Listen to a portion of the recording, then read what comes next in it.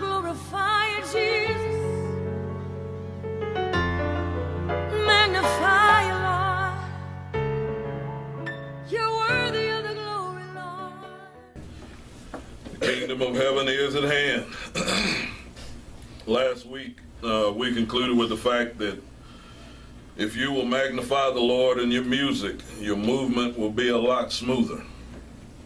And today, with this being the last message of the Faith Like Gravity series, I want to finish it off with Faith for Your Harmony.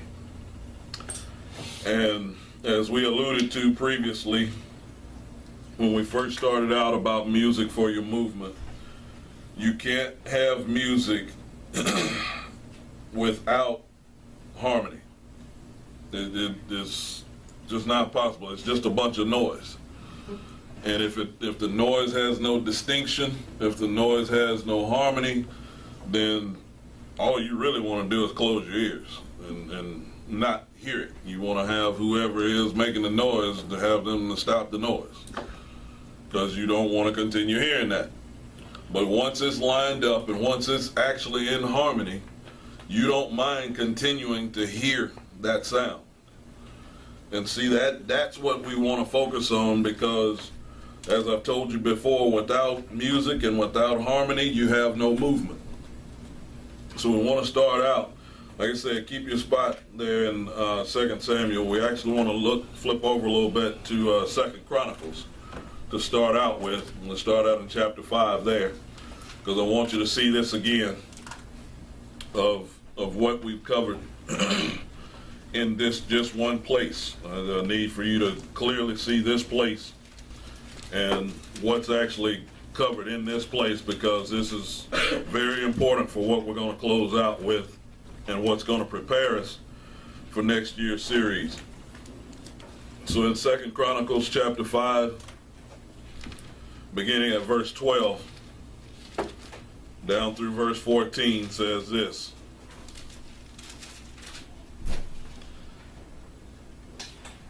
It says, also the Levites, which were the singers, all of them of Asaph, of Heman, of Jeduthun, with their sons and their brethren, being arrayed in white linen, having cymbals and psalteries and harps, stood at the east end of the altar, and with them 120 priests sounding with trumpets.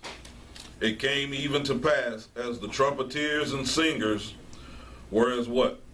One. To make one sound, to be heard in praising and thanking the Lord. And when they lifted up their voice with the trumpets and cymbals and instruments of music, and praised the Lord, saying, for he is good, for his mercy endureth forever, that then the house was filled with a cloud, even the house of the Lord, so that the priests could not stand to minister by reason of the cloud. For the glory of the Lord had filled the house of God. And see, in order to have harmony, things have to line up and flow as one. You need to have faith for things to line up for you. See, you've been only focusing on having faith to get the finished product. And the finished product hadn't got here, and you can't seem to see it. So you need to have faith to line things up for you to get to the finished product. Because if you start out wrong, you're going to finish wrong. So if all you're focused on is the finish, but you can't seem to even get started right, you're in trouble. And that's important. That's why you need for things to line up for you to get to your finished course that you're after. Because, see, the problem is some of you have given up on faith. I love you, and I'm sorry for whenever I say I love you, that just means something possibly pretty heavy and hurtful is coming. But some of you have given up on faith because you thought the situation was dead. You thought the situation was dead. And by you thinking that the situation's dead, then you don't have faith for it. You're just ready to scrap it and move on. And see, that's what happens a lot of times is you scrap some stuff and tried to move on, and it wasn't meant for you to scrap it. It wasn't meant for you to move on. And truth of the matter is, I love you. It's some dead stuff that's supposed to be gone that you're still holding on to. So, since you're still trying to grasp onto that, that's actually keeping you from seeing what's supposed to come back to life. Now, with that, I need you to understand this because, see, since we go through seasons, the weather has proven to us that you're going to have to go through seasons. And as human beings here in the earth, you're going to have to know what to do in all of those seasons. Your life is no different. But here's where you've gotten mixed up. See, out of season don't mean dead. Out of season doesn't mean dead. As a matter of fact, you look at your neighbor and say, neighbor, out of season, don't mean dead. See, because while it's out of season, that just means there's nothing supposed to be growing, there's nothing supposed to be happening just yet. But you've been trying to make it happen before it's time for it to happen. And then you get frustrated. Matter of fact, you get ticked. Why ain't this working? And see, the problem is, a lot of the things that you've been trying to force to work are just out of time.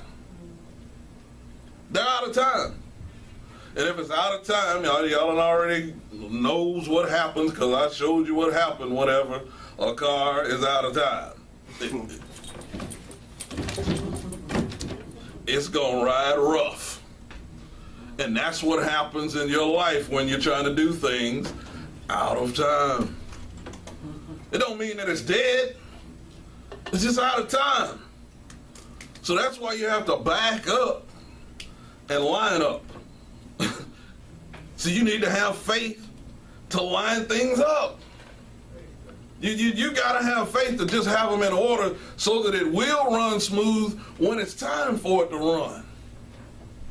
See, and that's what you've been missing out on. You've been missing out on your preparation.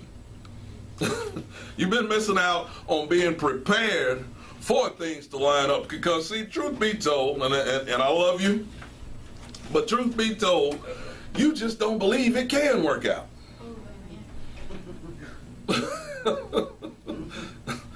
You don't believe it can. You have in your head that no matter what I do, this still ain't gonna work, but I'll try it. It ain't gonna work. If you're thinking like that, it's not going to work. See, and that's where you've gotten off track a lot of times. It's because, well, I'll give it a shot. You ain't expecting it to work. You're just trying to occupy time. And see, you've been calling some things that are out of season dead, and I want to show you something. Go with me to Luke chapter 8. Because in Luke chapter 8, I want you to see this. I want you to see this. Luke chapter 8, beginning at verse 40. I want you to see something. Because I'm going to help you. See, some of y'all are carrying around some excess baggage. You got some folks in your life that don't need to be there. Some of them have hornswaggled you into letting them in. And you've let them in. And by them getting in, now you still trying to carry them around. And it's got everybody slowed down. It's got everybody slowed down. And see, the problem is, you need to know who belongs in your life and who don't belong in your life. And you need to know what area they belong in and what area they don't belong in if they do belong in your life. Because you've got some people that belong in your life in a particular area and that's it. And you're trying to help and put them over here in another area and they don't belong over here. See, and like I said, I I love them, but here's the deal. I got some family. I ain't gonna work with them. They my family. But I ain't fixing to have you on my job. Hey, bro, I need a job. I love you. You're my cousin. You're all that, but I ain't fixing to put my name on the line because I see how you work.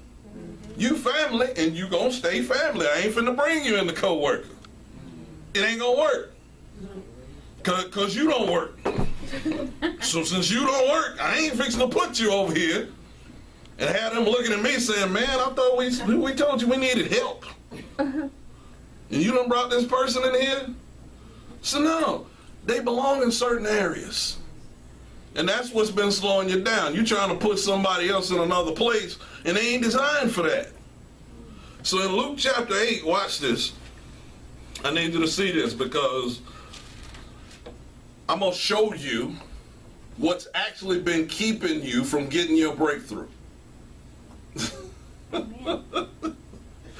Luke chapter 8, beginning at verse 40, says this. It says, and it came to pass that when Jesus was returned, the people gladly received him. Watch this. For they were all, what? Waiting for him. See, that's a big key right there. Waiting for him. Now watch the rest of this. It says, and behold, there came a man named Jairus, and he was a ruler of the synagogue. And he fell down at Jesus' feet and besought him that he would come into his house. For he had one only daughter, about 12 years of age, and she lay a-dying. But as he went, the people thronged him. Now watch this. Skip down to verse 49. That in between there is the woman with the issue of blood, and we know that story, but I want to focus in on this part that I'm wanting you to see. I'm about to help you with your breakthrough, okay? Down at verse 49, I'm going to read down through verse 56. Watch what it says. It says, this is right after he healed the woman with the issue of blood. Her faith healed her. While he yet spake, in verse 49, there cometh one from the ruler of the synagogue's house, saying to him, thy daughter is dead. Trouble not the master. Notice, somebody else is looking at your stuff, telling you it's dead.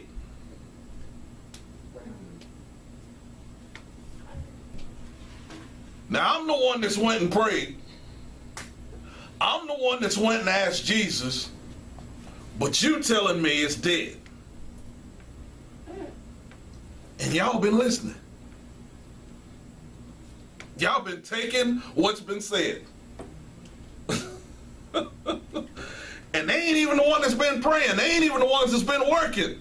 They ain't even the ones that's been trying to get things lined up. But you listening to what they say about your stuff. That relationship is dead. That job is no good. Those people are no good. This situation is no good. You listening to what they're saying about what you've prayed about. Y'all ready?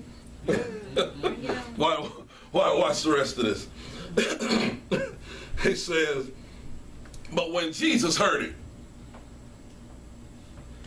he answered him saying, fear not, believe only, and she shall be made whole. So notice, a hater comes up and says she's dead. Jesus hears it being said to him and said, don't listen to that. If you'll just believe right here, she'll be made whole.